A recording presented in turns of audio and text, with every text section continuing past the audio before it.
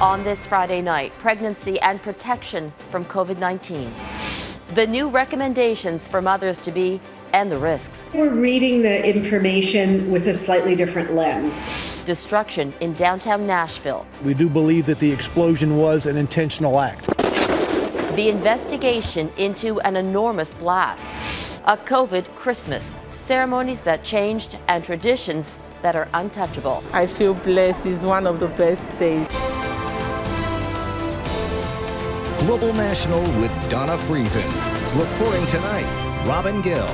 Good evening and thank you for joining us on this Christmas Day. There are now 2 COVID-19 vaccines that have been approved by Health Canada, but tonight there are questions about whether women who are pregnant or trying should get vaccinated. The national committee that is advising the government on immunization has provided some guidance on this issue. Abigail Bimman is looking into what other countries are doing.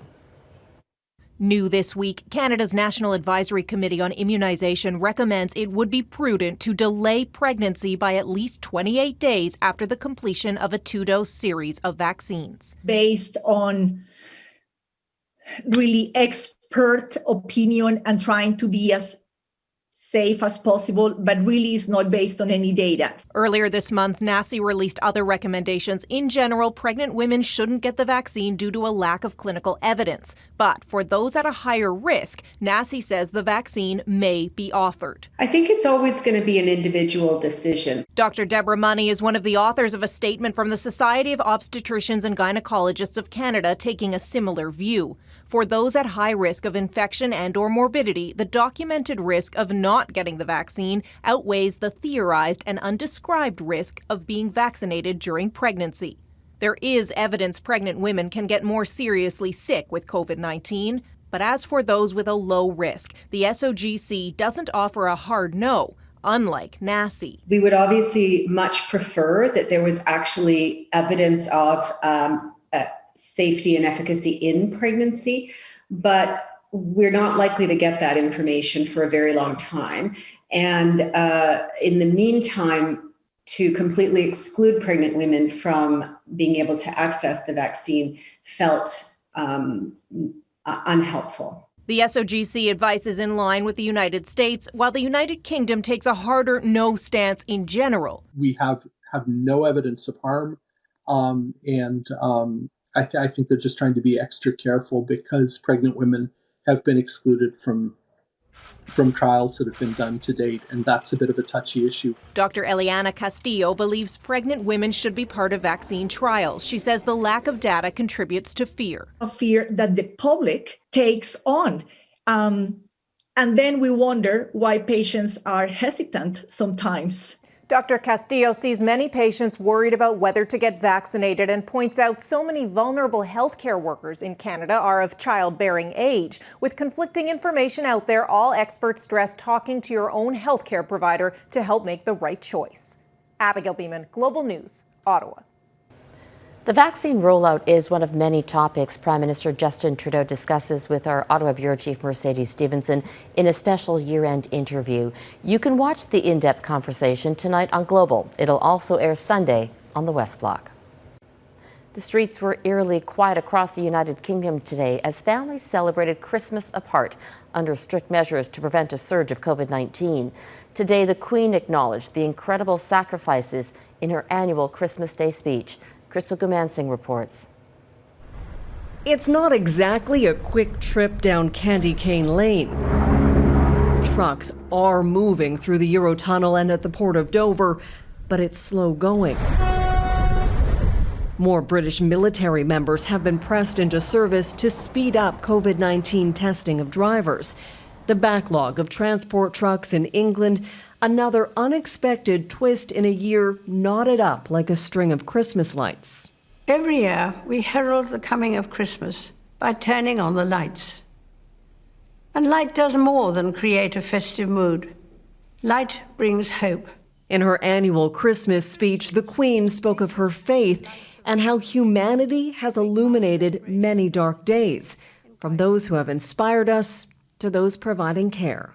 For many, this time of year will be tinged with sadness, some mourning the loss of those dear to them, and others missing friends and family members distance for safety, when all they'd really want for Christmas is a simple hug or a squeeze of the hand. If you are among them, you are not alone. Words from a queen, but also a grandmother and mother separated from her family. An additional 6 million people in England will be moving to a lockdown on Boxing Day, along with mainland Scotland and Northern Ireland. After a last-minute Christmas Eve Brexit deal, Prime Minister Boris Johnson is back to trying to soothe a nation ravaged by the virus. I still think that feeling of hope is all around us this Christmas, because there really is a star in the sky, and it is glowing brighter and brighter. He says the star is the vaccine, and as more people around the world are inoculated, 2021 looks to be a better year. Crystal Goomansingh, Global News, London. Japan is reporting 5 cases of the new variant of the virus, and France is reporting 1. This highly infectious version of COVID-19 was first detected in Britain. There's also a mutated strain in South Africa, and Canada is keeping an eye on all of it. Health Canada says the government is closely monitoring the genetic variants in the UK, South Africa, and elsewhere. All travelers trying to enter Canada from those countries will be subject to secondary screening and enhanced measures, including increased scrutiny of quarantine plans. To breaking news from Nashville, where the FBI is investigating an explosion that shook the city. Tonight, a state of civil emergency and a curfew are in effect. As Chris Pollone reports, investigators believe this bombing was no accident. The damage in downtown Nashville is shocking. I'd say back 2 blocks, we've had some type of large explosion. Along 2nd Avenue North, shattered glass, smashed bricks, and burned out cars. That heavy structural damage to multiple buildings. It happened around 6:30 Christmas morning in front of an iconic fixture in the Nashville skyline, the AT&T building. Police called to the area for reports of shots fired shortly before the blast. Has also responded they encountered an RV that had a recording saying that a potential bomb would detonate within 15 minutes. Officers, upon hearing that, decided to evacuate the buildings. Moments later, the RV exploded. We do not know whether anyone was in the RV when it exploded. Investigators are calling it an intentional act. Several buildings have been damaged. 3 people were taken to the hospital. Police say none of the injuries is life-threatening. Now, the 2 biggest unanswered questions: who did it and why? We're putting everything we have into finding who was responsible for what's happened here today. President Trump and Acting Attorney General Jeff Rosen have been briefed on the investigation. The FBI has taken it over. Chris Pollone, NBC News. A world of difference. Coming up, how the pandemic has changed holiday traditions around the world. Plus, the bargain price for the King of Pop's palace.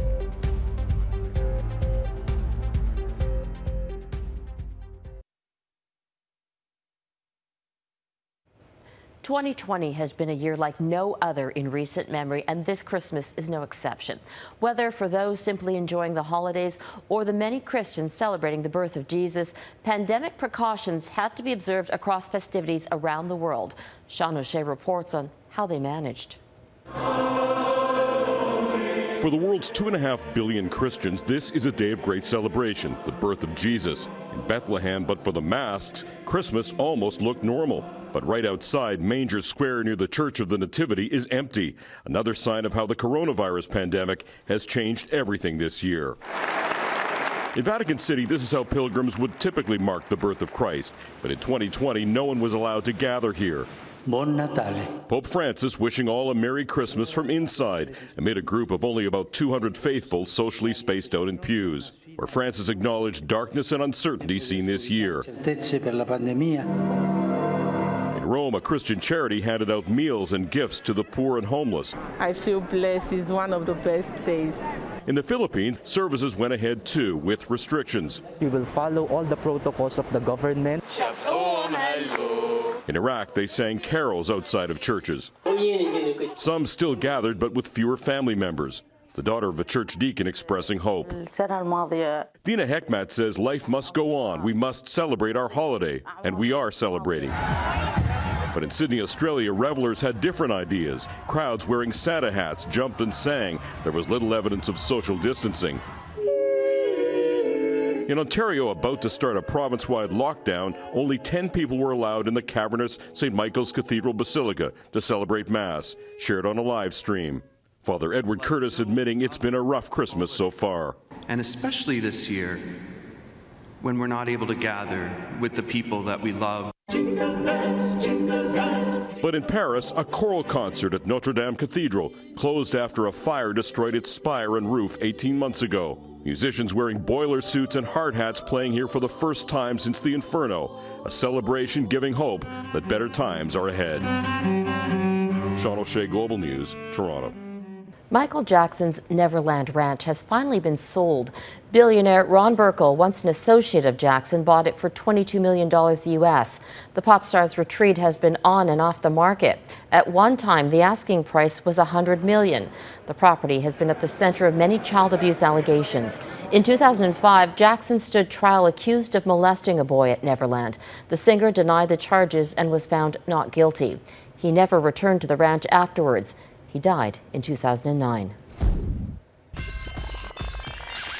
Up next, behind the scenes, Global National at home, work, and out in the field.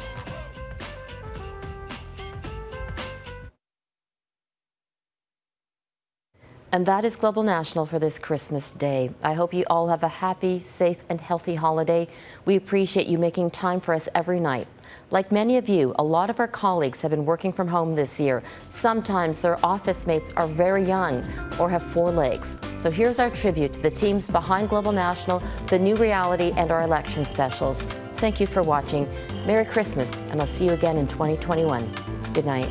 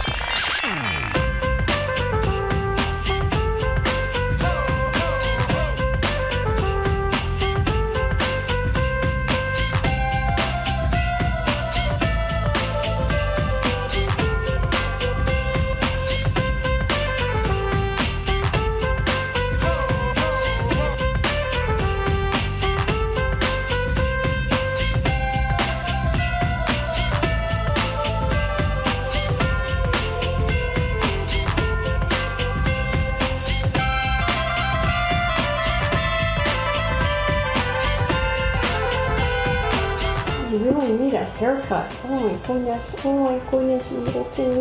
Meow, meow. See you later, guys.